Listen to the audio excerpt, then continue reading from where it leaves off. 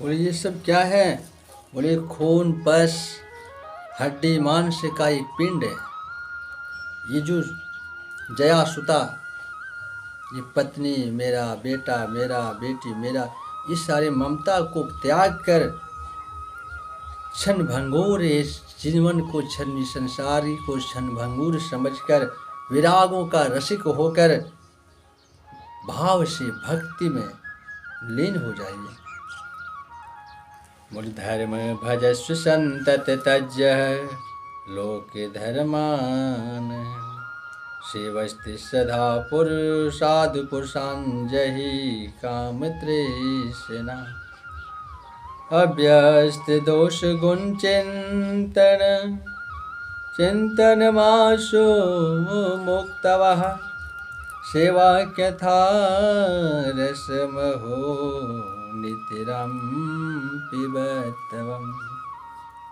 कहते हैं कि संसार के पुरपंचों का त्याग करके निरंतर धर्म का सेवन कीजिए, साधु संतों की सेवा कीजिए, विश्वों की आसक्ति को त्याग दीजिए और दूसरों की बुराई अच्छाई का चिंतन कर छोड़कर भक्तों की सेवा और भगवान की कथा का रस का आनंद से रसपान कीजिए।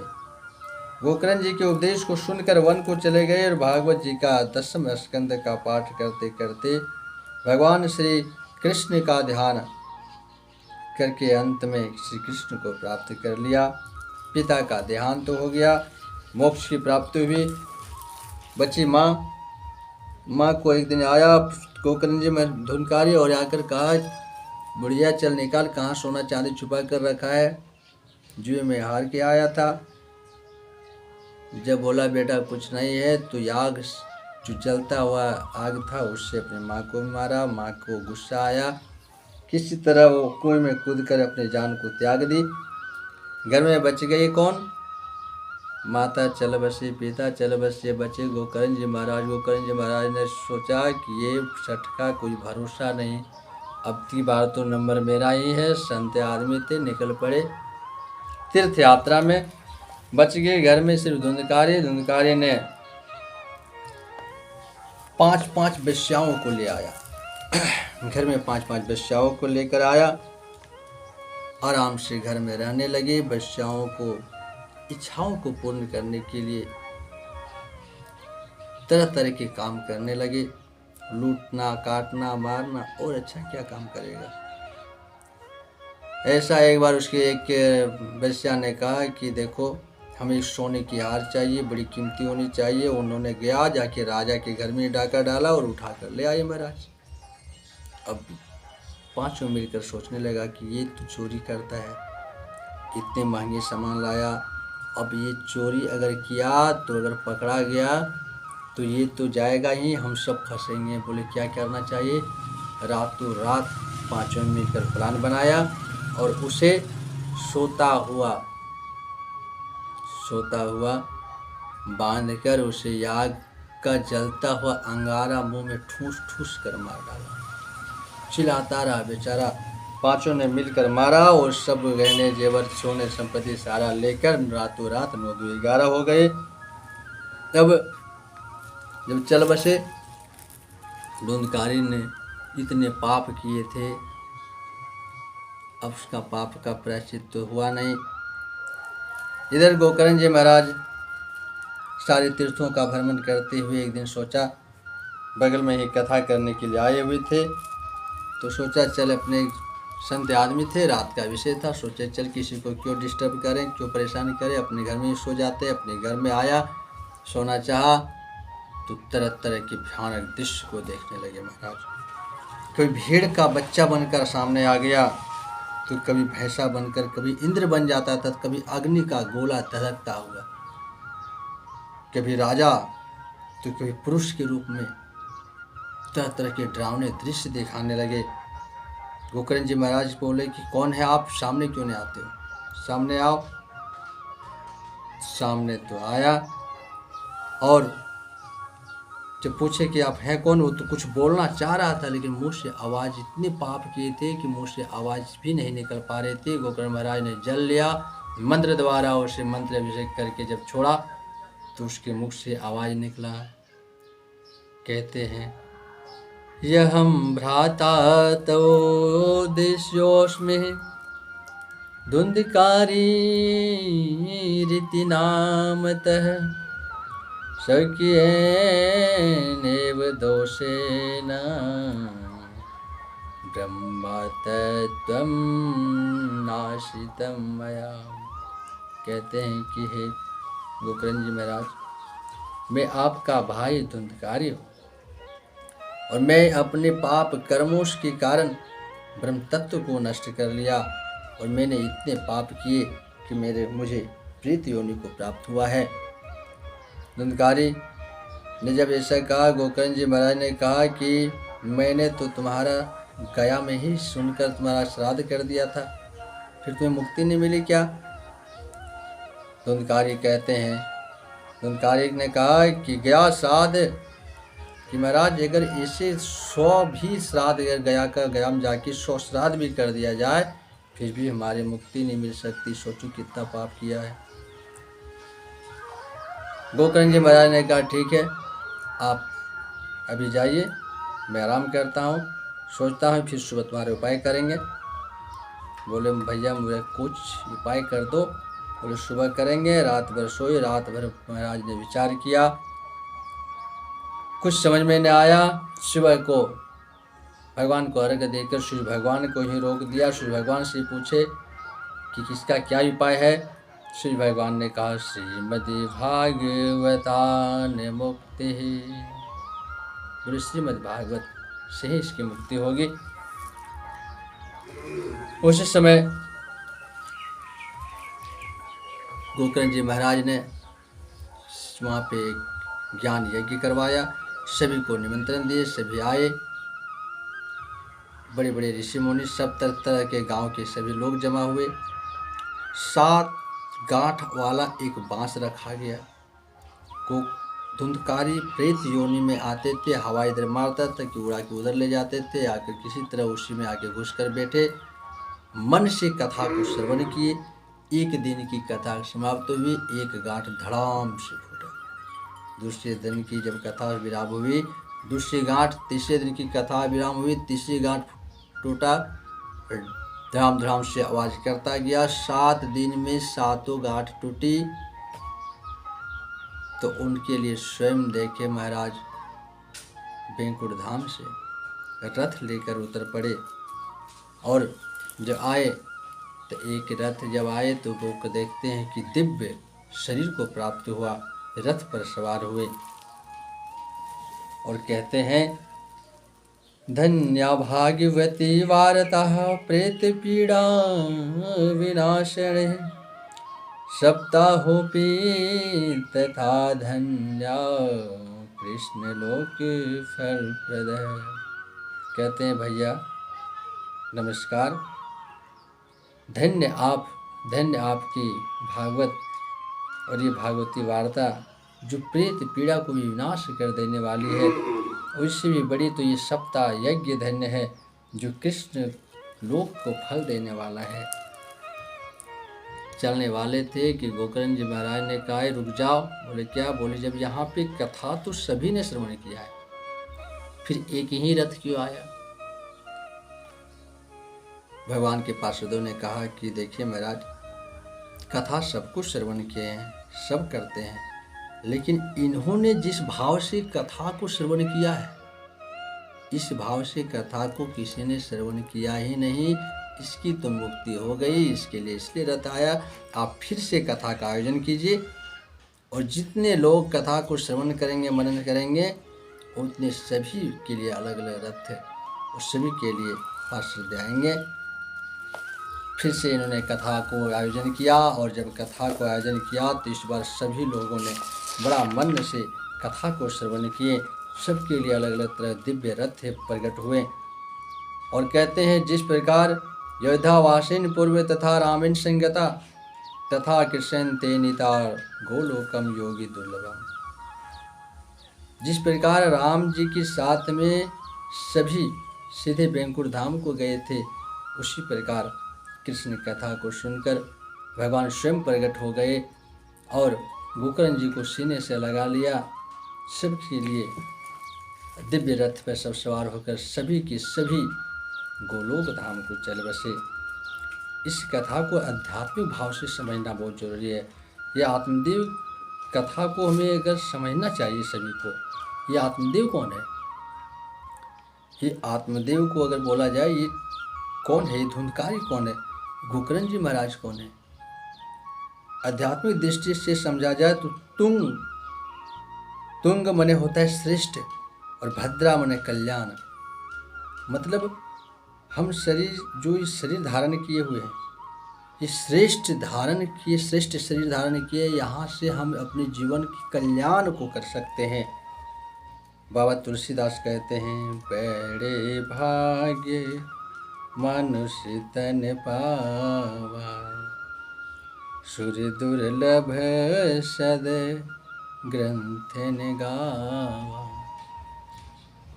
बड़े भाग्य मनुष्य तन पावा, बड़े भाग्य मनुष्य तन पावा, सुर दुर्लभ सद ग्रंथ न गावा। बड़े भाग्य से मनुष्य तन को प्राप्त हुआ है। सारे वेदों ने इसका व्याख्यान किया है।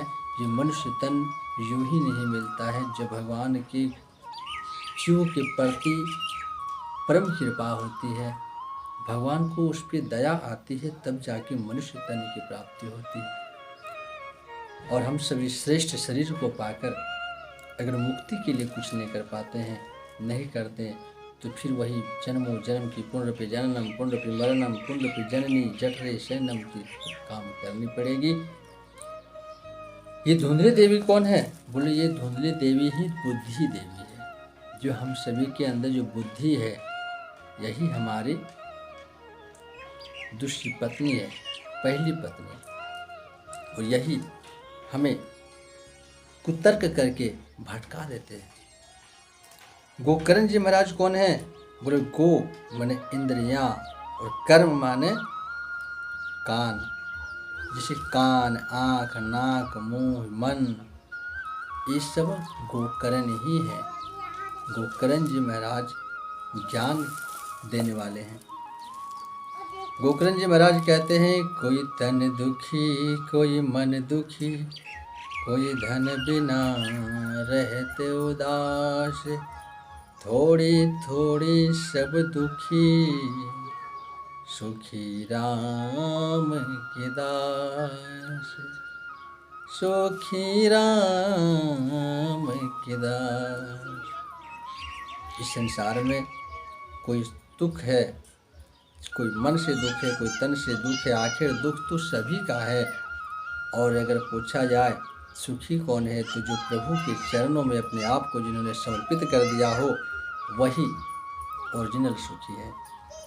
और कहते हैं, धनहीन कहे धनवान सुखी, धनवान कहे सुख राजा को भारी, राज कहे महाराज सुखी, महाराज कहे सुखी इंद्र को भारी, इंद्र कहे चतुरानन सुखी, ब्रह्मा कहे सुख विष्णु को भारी। तुलसीदास विचार कहे, हरि भजन बिना सब जीव दुखारी, हरि भजन बिना सब जीव दुखारी। हरि के भजन के बिना सब जीव दुखी होता है। एक कथा आती है, एक बार एक संत सुबह सुबह उठकर स्नान करने जा रहे थे। एक कौवा बैठकर ऊपर में पेड़ पर रो रहा था, उसके आंसू गिरा तो संत के हाथों में लगी। संत के हाथों में जब वो आंसू लगा, संत ने ऊपर देखा तो देखे कि ये कौवा बैठकर सुबह सुबह रो रहा है। बोले, भाई क्या हुआ, सुबह सुबह मेरे कुटिया के पास क्यों रो रहे हो? कौवे ने कहा, महाराज मैं क्या बताऊं, बहुत दुख है मुझे, बड़ा दुख है, बड़ा कष्ट है। बोला, तुम्हारे दुख का कारण क्या है? बोले, लोग मुझे कहते हैं कौवा, काला रंग, काला काँव काँव में करता हूँ, कोई मुझे पसंद नहीं करते हैं। ऊपर वाले ने दिया भी जीवन, तू क्या दिया? कुछ नहीं दिया। कहते अच्छा एक काम करो, क्या बनना चाहते हो तुम? बोलो, मैं अपनी तब बल से तुम्हें वो बना देता हूँ। उन्हें कहा महाराज अगर बनाना हो तो हमें मोर बना दो। कौवा ने मोर बनने की सोचा। बोले महाराज एक काम करो, तुम जा करके पहले मोर से भेंट मुलाकात करके आओ, उसकी जीवन सही है कि नहीं, बाद में कहीं पछताना ना पड़ जाए। कौवा उड़ता हुआ गया मोर के पास। बोला अरे वाह क्या जीवन है यार, तुम्हारी क्या ज़िंदगी मस्त है, तुम्हारी गाड़ी मस्त चल रही है, वाह क्या ज़िंदगी जी रहे हो। बोले क्या हुआ, सुबह सुबह बेवड़ा कहाँ से पी कर आ गए। बोला कि महाराज तुम्हारे कितना सुंदर सुंदर पंख, कितना सुंदर लोग तुम्हें दूर से देखते, फोटो खींचते हैं, सेल्फी लेते हैं तुम्हारा। कहते हैं कि महाराज अरे दत्त क्या ज़िंदगी है हमारी, सबसे बड़ी दुख भरी ज़िंदगी हमारी है। कहते कैसे, तो तुम्हें पता है हमारी ये जो सुंदरता है ना, इसी के लिए लोग जीते जी हमारे पर खींच लेते हैं, पिंजड़े में रखते हैं, बहुत दिक्कत होती है, हमारा ज़िंदगी बेकार है। कौवे ने कहा कि सुनो मेरा भी यही हाल है, और मैंने तो मोर बनने का सोच रहा था। हमें एक संत जी मिले थे, उन्होंने बोला तुम्हें ये बना देंगे जो कहोगे। बोले चलो हमें भी लेकर चलो, हमें भी कुछ बनना है। बोले क्या। बोले चलो वहीं जाके कहते हैं। संत जी के पास आके पहुँचे। बोले क्या हुआ। बोले अब की बात तू क्यों। बोला कि महाराज मेरा बड़ा दुख है, हमें तो अपने जीवन से बहुत नफरत हो गई है, हमें कुछ बना दो। बोला क्या बनना चाहते हो। बोला हमें हंस बना दो। फिर वही बात आई, दोनों को भेजा। बोले जाओ हंस के पास थोड़ा हाल खबर समझ के आओ। हाल खबर समझने गए, जाकर कहते हैं वाह क्या सफ़ेद सफ़ेद हो, कितने सुंदर सुंदर, पानी में जब तैरते हो लगता है कितना सुंदर लगता है। बोला क्या सुबह सुबह दिमाग खराब है तुम दोनों का। हमारा जिंदगी यार, लोग मेरा शिकार करते हैं, न जाने जीवन का कोई भरोसा नहीं, कब टपक जाए। हमारी जिंदगी है क्या। वो भी अपनी ज़िंदगी से नफरत था। उन्होंने जब बताया कि ऐसी ऐसी बात है, उन्होंने बोला चल हमें भी चलते हैं। संत जी महाराज के आकर पहुँचे। संत जी ने कहा कि तुम्हारा क्या हाल है। उन्होंने बताया मेरा ज़िंदगी बेकार महाराज, हमें एक काम करो, मुझे तोता बना दो। तोता। बोले हाँ। बोले कितना सुंदर, हरी डाल पे हरी हरी। बोले ठीक है। तोता के पास जब गया, तोता से पूछा, तोते ने क्या किया, धत दिमाग खराब करते हो, हमें तो लोग पिंजड़े में बंद करके रखते हैं, इतना जीवन खराब है हमारे, जब दो तब दाना खाएं, ना दो तो भूखे मरे। मुझे तो मिर्च ठूस ठूस कर खिलाते हैं ताकि ये बोलेगा, और ना जाने हमें कितनी दर्द सहना पड़ता है, जिंदगी के गुलामी वाली काम करना पड़ता है। जब उन्हें बताया गया महाराज की ऐसी ऐसी बात है, मुझे संत जी मिले हैं बना देंगे। तोता भी भागे चले आए। अब कौन कौन है, कौवा है, मोर है, हंस है और तोता है। बोले क्या बनोगे बेटा। बोले महाराज हमें कौवा बना दो। बोले क्यों, ये कौवा सामने बैठा है देखो, ये तो मोर बनना चाह रहा है। बोले महाराज इसे तो पता नहीं कौवा को अरे कौन खाता है, कौन मारता है, कौवे से क्या मतलब है, कौन उसे पालता है, जिंदगी तो उसी की मस्त है, हमें कौवा बना दो। संत ने सभी को समझाया कि ऊपर वाले ने तुम्हें जो भी है बनाया बेहतरीन है बनाया। आप जहाँ भी हैं, आपका कर्म, आपका धर्म, आपका जीवन आपके प्रारब्ध के अनुसार मिला है, वो सबसे सुंदर मिली। कोई भी सुखी नहीं है संसार में, ये संसार दुखों का घर है।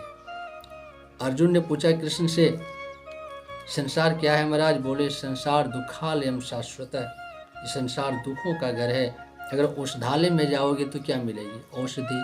दिवाले में देवता मिलेंगे, विद्यालय में विद्या मिलेगी, तो दुखालय में दुखी मिलेगा। जब दुखालय में दुख मिलेगा और यहाँ दुखालय में आकर सुख की कामना करने वाले इंसान, सबसे पहले गलत तो वहीं पे हो। संसार में दुख ही दुख भर दिया है ऊपर वाले ने। सुख एक ही उपाय है, प्रभु को अपने आप को समर्पण कर देना ही सुख है।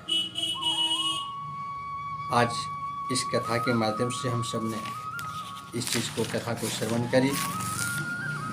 कल जो सप्ताह की विधि की कथा हो है, उसे भी मैं शॉर्ट फॉर्म में अभी बात करता हूँ। महाराज नारद जी ने पूछा कि महाराज ये कथा का श्रवण करने का नियम क्या है। सनकादि ने कहा कि सबसे पहले तो अच्छा एक ब्राह्मण से उसका मुहूर्त निकलवाना चाहिए। आषाढ़ और पुष माह को छोड़कर बाकी के सभी मुहूर्त में कथा को कर सकते हैं। शुभ मुहूर्त में फल थोड़ा अधिक मिलता है। और कैसा बोले कि किस तरह करनी चाहिए, बोले देवज्ञम तो समाहूयः मुहूर्त पृच्छते अतनतः विवाहे आदृश्यम वितम तादृश्यम परिकल्पते। जिस तरह घर में कोई पुत्र या पुत्र की विवाह हो तो सभी को जैसे निमंत्रण देते हैं उस तरह सभी को निमंत्रण देनी चाहिए, सभी को बुलावा होनी चाहिए। यजमान जी को पिता जैसा समर्पण होना चाहिए। लेपन होनी चाहिए, गाय की गोबर से लेपन होना चाहिए। वक्ता को उत्तर दिशा में और श्रोता को पूर्व दिशा की ओर होकर बैठनी चाहिए। श्रोता को पूर्व दिशा की ओर होकर बैठनी चाहिए और वक्ता को उत्तर दिशा की ओर होकर बैठना चाहिए। बोले किसी पंडित की कथा सुने। वेद वैष्णवा विप्राणाम गुरु गोवर्तिनाथ था स्त्रीराज महता नेन्द्रा वर्जे ये कथावर्ती। यहाँ पे कथावर्ती का नियम बताएं कि जो कथा श्रवण कर रहे हैं उसमें वेद पुराण वैष्णव विप्र गुरु और सेवक जन राजा और स्त्री का निंदा ना करें। कथा सुनने वाले को सत्य पवित्रता दया भाव धारण करना चाहिए। वक्ता कैसा होना चाहिए। सूर्य जी कहते हैं विरक्तो वैष्णवो विप्रो, जो विरक्त हो वैष्णव हो ब्राह्मण हो। वेद शास्त्र विशुद्धीकृत है, जिसने शुद्ध रूप से वेदों का शास्त्रों का अध्ययन किया हो, वैदिक परंपरा से ज्ञान प्राप्त किया हो। दृष्टांत कुशलो धीरो, ऐसा जिसके अंदर समझाने की कला हो, जो अनेक प्रकार के दृष्टांत उदाहरण देकर श्रोताओं को कथा को समझा सके, ऐसे वक्ता होने चाहिए। यह सुनकर नारद जी गदगद हो गए और तभी वहाँ भागवत वर्ती श्री सुखदेव जी महाराज पधारे हैं। सबने उसका स्वागत किया। शुकाचार्य महाराज आगे बोलिए शुकाचार्य महाराज की जय। सुखदेव जी कहते हैं श्रीमद् भागवतम पुराणम तिलकम यद वेशनाधनम अस्मिनः परमहंसाय मल ज्ञानम परम गीयते। ये श्रीमद् भागवत बोले कि ये भगवान का तिलक है। सूजी कहते हैं कि शौनक जी शुकाचार्य जी महाराज इस प्रकार भागवत का गुणगान कर ही रहे थे कि तभी वहाँ पे सारे भगवान के पार्षद प्रहलाद बलि उद्धव अर्जुन आदि पार्षद सहित भगवान नारायण ही प्रकट हो गए। बोली नारायण भगवान की जय। बहुत कीर्तन हुआ। हरे राम राम राम सीताराम राम राम। सभी अपने अपने हथियार को उठा लिए हैं। कोई मृदंग तो कोई झालर, कोई ढोलक, कोई करताल उठाकर सुखदेव जी महाराज भागवत की श्लोकों का गायन करने लगे। और जो पंडाल से पूरा का पूरा झूम उठा, भगवान का संकीर्तन हुआ। और यहीं पे कथा का हम लोग विराम देते हैं। कल जो कथा होगी प्रथम स्कंद द्वितीय अध्याय में हम सब प्रवेश करेंगे। यहाँ से सर्वप्रथम व्यास जी का मंगलाचरण से स्टार्ट होगी। महात्मा की कथा हमने पूरी सर्वनाम स्वरूप ने किया। मैं उन सभी को फिर से एक बार कहता हूँ कि जिन्हें कथा श्रवण करनी हो, जिन्हें कथा सीखनी हो, जिन्हें कथाओं को रस लेना हो, हमारे गुरुदेव जी महाराज तो कथा को इस तरह कहते हैं कि महाराज एक बार आप सुनकर देखें, पूरी की पूरी कथा समझ में आती है। पूरी श्रीमद् भागवत को आप 2, 4 बार 5 बार पढ़ लीजिए और गुरुदेव महाराज का कथा एक बार सुन लीजिए। जो समझ में न आवे एक बार में आता है। ऐसे गुरुदेव श्री के श्री चरणों में सत सत निमन। हम लोग आगे कथा श्रवण करेंगे। यदि आपको कथा श्रवण करने, चैनल को एक बार सब्सक्राइब कर लीजिए, और ताकि आपको टाइम पे जैसा मिलता रहेगा वीडियो, और आप सब आराम से सीख पाएंगे, सुन पाएंगे, जीवन को कृतार्थ करेंगे। आज की कथा यहीं पे विराम देते हैं। हरे राम राम राम सीताराम राम राम, हरे राम राम राम सीता राम राम राम, हरे राम राम राम।